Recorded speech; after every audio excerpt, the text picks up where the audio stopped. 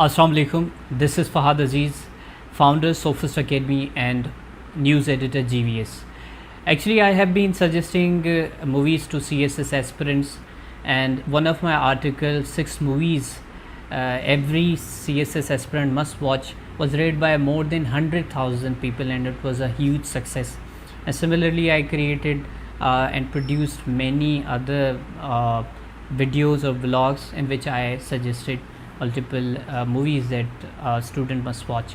So in this particular video I'm gonna suggest you almost 4 movies which every law student must watch, every CSS aspirant who is trying to opt or who has opted any law subject like international law or constitutional law, then he or she must watch these movies which I'm going to suggest one by one. The first movie is Judgment at Nuremberg.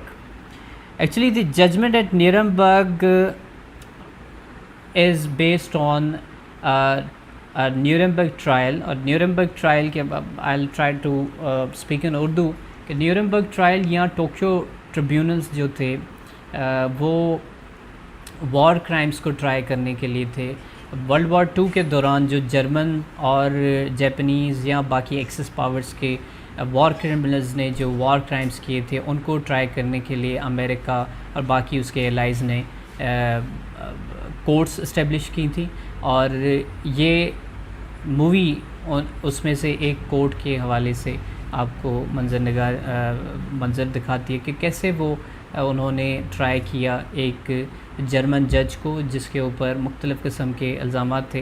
इसके बारे में details में मैं नहीं जाऊंगा ताकि आपकी movie spoil ना हो जाए. तो जजमेंट एट न्यूरमबर्ग जो है वो मूवी है जो आपको ज़रूर देखनी चाहिए in order to get analytical skills और and knowledge which is about legal aspect या लीगल दुनिया में जो नॉलेज है वो उससे आपको काफ़ी मदद मिलेगी. फिर आपके इंटरनेशनल लॉ के जो स्टूडेंट्स हैं उसके लिए तो ये बहुत इंपॉर्टेंट, क्योंकि ट्रिब्यूनल्स के बारे में न्यूरमबर्ग या टोक्यो ट्रिब्यूनल्स के बारे में जिन्होंने काफ़ी लॉज भी दिए आज के इंटरनेशनल लॉ में, तो वो उनके लिए बड़ा एक ये मूवी काफ़ी इनके हेल्प करेगी.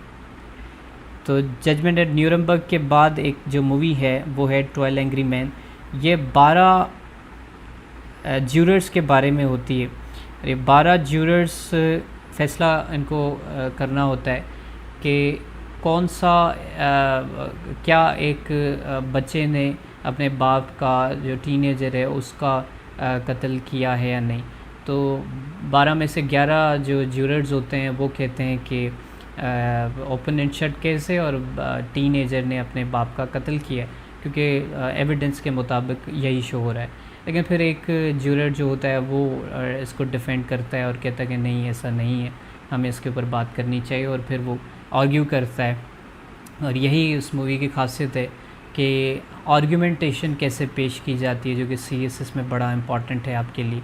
कैसे आर्ग्यूमेंट्स बिल्ड करने हैं, कैसे एविडेंस को यूज़ करना है, कैसे एविडेंस को क्रिटिकली असेस करना है, ब्रेक डाउन करना है, उसको प्रेजेंट करना है. ये सारा आपको इस मूवी में सीखेंगे और it's an interesting story as well.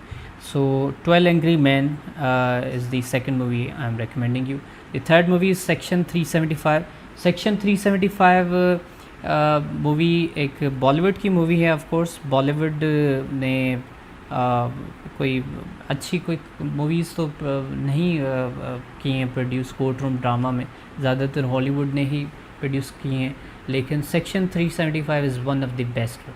और इसमें आपका जो अक्षय खन्ना की एक्टिंग है वो भी ज़बरदस्त है. अब सेक्शन 375 एक नया सेक्शन इंट्रोड्यूस करवाया गया था इंडियन कॉन्स्टिट्यूशन में, जो रेप के हवाले से था, लेकिन उसको मिसयूज़ काफ़ी किया जा रहा है 2012 के बाद जब से ये इंट्रोड्यूस हुआ है. और 2012 में ऐसा क्या हुआ था कि इंट्रोड्यूस हुआ था 2012 में दिल्ली के अंदर एक मेडिकल स्टूडेंट का गैंग रेप हुआ था चलती बस में, तो जिसकी वजह से जो पूरी सोसाइटी है उसने डिमांड किए थे सख्त किस्म के लॉज. उनमें से एक ये जो लॉ है उसको फिर इंट्रोड्यूस करवाया गया, और इसी लॉ के का मिसयूज़ दिखाते हैं सेक्शन 375 मूवी के अंदर।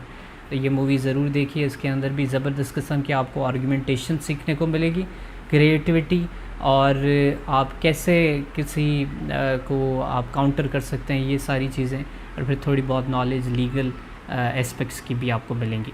So section 375। अच्छा, फिर है दी मूवी पिंक। ये इसके अंदर तापसी पन्नू और अमिताभ बच्चन हैं, जो कि लॉयर हैं, और जो तापसी हैं वो एक गर्ल हैं जिनका दोस्तों के साथ हैरेसमेंट हुई है, सेक्सुअल हैरेसमेंट और मोलेस्टेशन हुई है। अब ये अदालत में अपना केस प्रेजेंट करने जा रही हैं और वो चाहती हैं कि उनको इंसाफ मिले। लेकिन ये जो आर्गुमेंटेशन प्रेजेंट होती है कि प्रूफ कैसे करना है कि कंसेंट किस तरीके से होता है किसी सेक्सुअल इंटरकोर्स के से होने से पहले, तो ये उसके ऊपर पूरी आर्गुमेंटेशन अगर आपने सीखनी है तो ये बड़ा एक अच्छा आपको एक कहानी के थ्रू आपको आर्गुमेंटेशन भी आप सीख सकते हैं। So these are only 4 movies, this is not a list that is complete. मैं बाकी मूवीज़ आपको तब सजेस्ट करूँगा लॉ के हवाले से जब आप मुझे कमेंट के अंदर कहेंगे, रिक्वेस्ट करेंगे, और बाकी के सब्जेक्ट्स के ऊपर मैं ज़रूर मूवीज़ जो हैं या डॉक्यूमेंट्रीज़ आपको ज़रूर सजेस्ट करूँगा। लेकिन ये लॉ के हवाले से एज़ ए स्टार्टर पैक इसको लें, दिलचस्पी पैदा करने के लिए इसको स्टार्ट करें। इसमें आपको कॉन्स्टिट्यूशन भी आपको समझा जो है वो कुछ समझ आएगा, आपको इंटरनेशनल लॉ और इंटरनेशनल पॉलिटिक्स खास करके जो जजमेंट एट न्यूरेमबर्ग में आपको मिलेगी, वो आपके लिए बड़ा ज़बरदस्त एक आपको हेल्प मिलेगी। और कोल्ड वार का पूरा सिनेरियो वो जब शुरू हो रही थी तो उस दौरान ये ट्रायल्स चल रहे थे, ये सारी चीज़ें। उसके बाद आपको एनालिटिकल स्किल्स, थोड़ी सी क्रिएटिविटी, वो कैसे क्रिएटिव थिंकिंग कैसे की जाती है, क्रिटिकल थिंकिंग कैसे की जाती है, ये सारी चीज़ें आपको इन मूवीज़ के अंदर बड़ा ज़बरदस्त किस्म से आपको समझने को मिलेगा। और ऑफ कोर्स आर्गुमेंटेशन जो सबसे इम्पॉर्टेंट चीज़ है इन मूवीज़ के अंदर, वो आपको मिलेगी कि आर्गुमेंटेशन कैसे की जाए, अपना आर्गुमेंट कैसे मज़बूत तरीके से पेश किया जाए।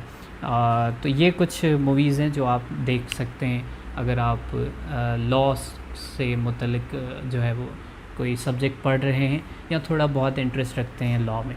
सो दैट्स इट, अपना ख्याल रखिएगा, अल्लाह हाफ़िज़।